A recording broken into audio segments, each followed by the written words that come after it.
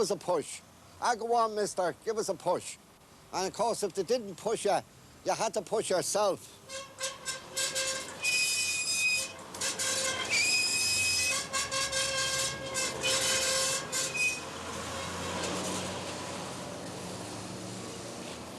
You see all that rust? That's all for the want of pushing and swinging. When I was a kid, that was shining like silver, and it was going around like a merry-go-round.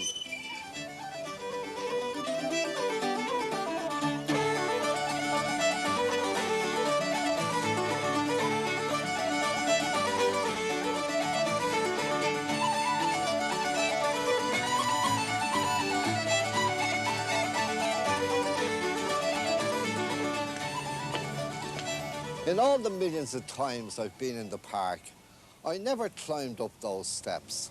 It was like a game or a challenge. Get into the park without walking on a step. So this is the way we came up.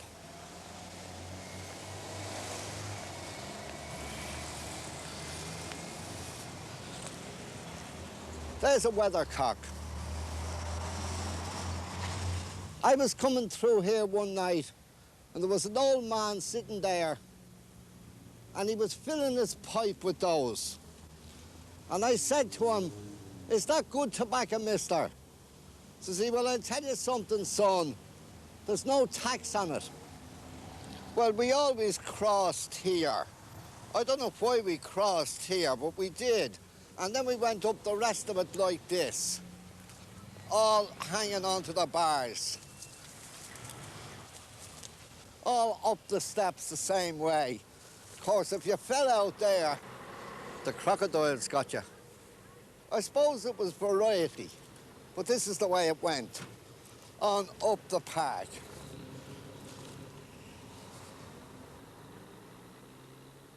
And when we got to the top here, we used to go under there.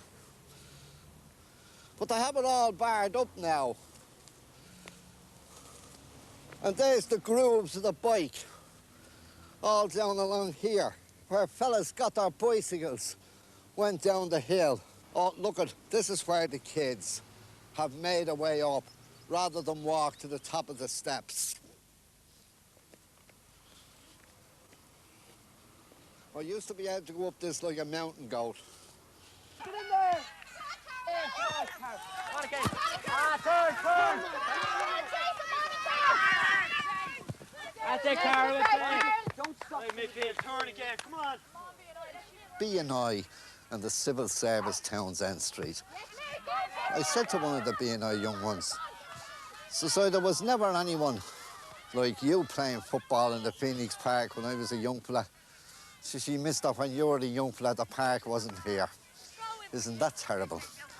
And to think of all the times I come up to this 15 acres playing for St. Michael's. Cheer up St. Michael's, they're known everywhere. They bet down Sing Street and left them lying there. Sing Street called for mercy and mercy wasn't there. So cheer up St. Michael's, they're known everywhere. Oh, many's the time I stood in the goal post, taking off saves like Paddy Cullen. And many's the time I stood in the goal post and was buried. And then, of course, when we won the match, we all got a slice of orange. And the master gave us a wink and told us not to bother about the ekka. And, of course, when we lost, well, there was no slice of orange. And nothing was said about the ekka. The B&I are scuttled here tonight. They call it the 15 acres. 15 acres. There's 1,752 acres in the Phoenix Park, 7 miles in circumference. And to think that King Charles II of England was going to give it to his mistress as a present. He was trying to get rid of her. Says he, would you like a little garden in Dublin? Says she, what's the name of it? Oh, says he, His Majesty's Garden, the Phoenix. The Duchess of Cleveland said, yes, that'd be nice. But of course, the Duke of Ormond and a few of the boys moved in and said, no way, Charles. You're not giving away the Phoenix Park, certainly not to your mistress. So the park was kept.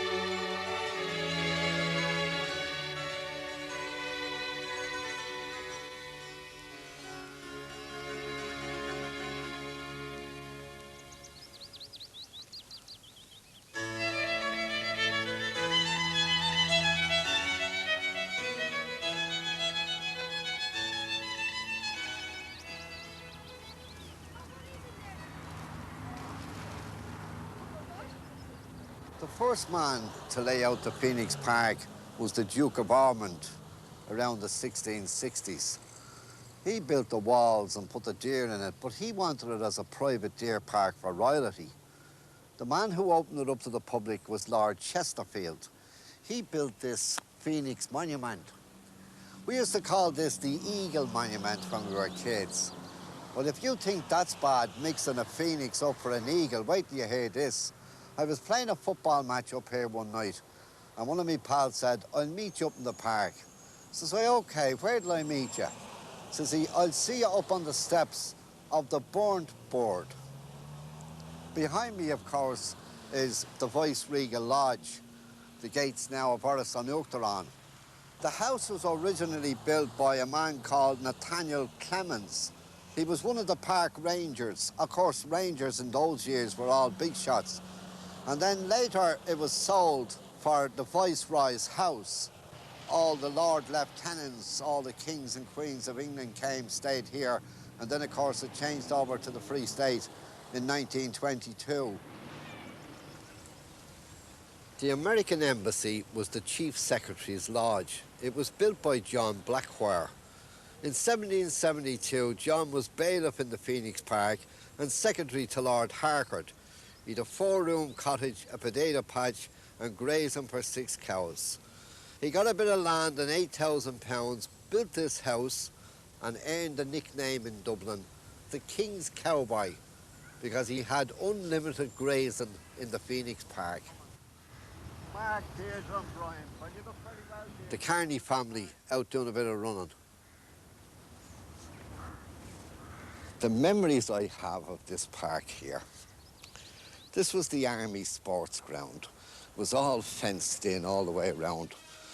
And this was a miniature Olympics.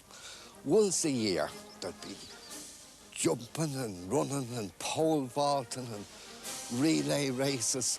And right up at the back there, there'd be tables lined across with green cloths on them, and all the silver cups and medals and Waterford glass bowls and clocks and watches. Magnificent presents. And all along here, a big marquee for, of course, entertaining all the officers and our ladies and our friends. We went up to the tent. "Mister, let's in. Get the hell out of that." So we ran around the back and we got down on our knees and we lifted up the tent, put our heads in.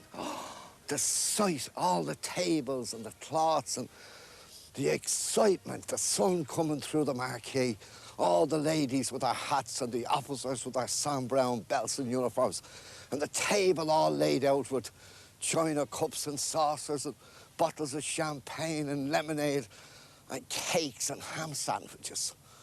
This is where I tasted my first ham sandwich. I didn't even know ham sandwiches existed. Bread and dripping in salt, or bread and jam, or bread and margarine, yes. But ham sandwiches. There was a lady and she was putting them on the plate. And oh, the smell of the ham, the smell of the fresh bread and the butter. So, of course, as she was cutting them and putting them on the plate, we were putting up our hands and taking them out.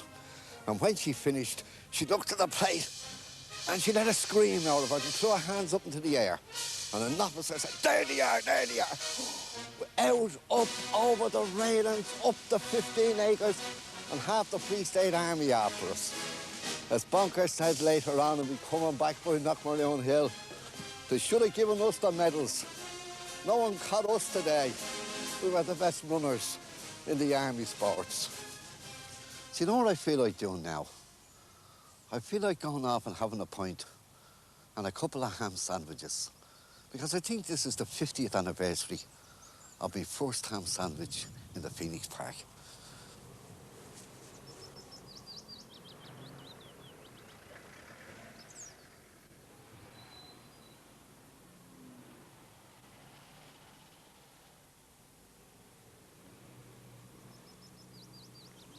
This is where Molly Apple used to stand.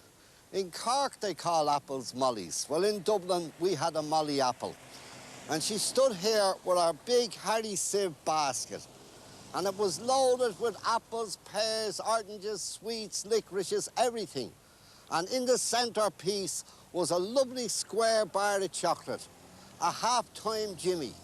But a half-time Jimmy was threepence halfpenny. And we'd be lucky if we had a halfpenny. Now, if we hadn't spent it in Kilmainham or Island Bridge, this was the last stop before we headed for the 15 acres. You wouldn't even get a drink of water up there. You got a drink of water across the way. The fountain is gone now. And you came over here to spend your halfpenny with Molly Apple. Well, we were all dying for a half-time Jimmy. And one day, 7 of us bunched in, and we bought a bar of half-time Jimmy. And you know something? It tasted terrible.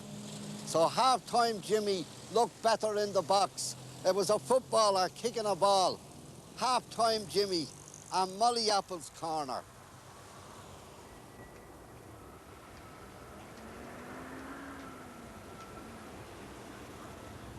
This is St. Thomas's Hill. That's a very interesting name, because the land here belonged to the monks of Kilmainham, the Knights Hospitallers of St. John in Jerusalem, founded by Strongbow. St. Thomas, I suppose that was the liberty of Thomas's court in the north. So does that mean that the land here was given by the monks of Kilmainham to the monks of Thomas's court? Because the monks of Thomas's court also had land down at Leixlip, St. Catherine's.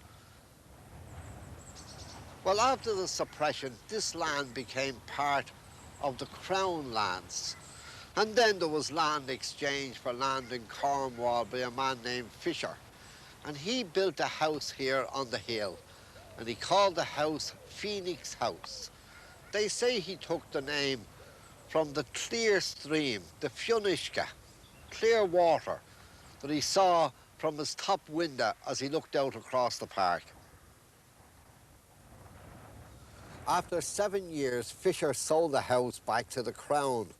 The Crown now used it for their viceroys, the Cromwells, the Essex, and they were in command here on the hill. They gave up the King's House in Chapel Lizard, and then, of course, they went off the hill over to the Viceregal where Orison is today.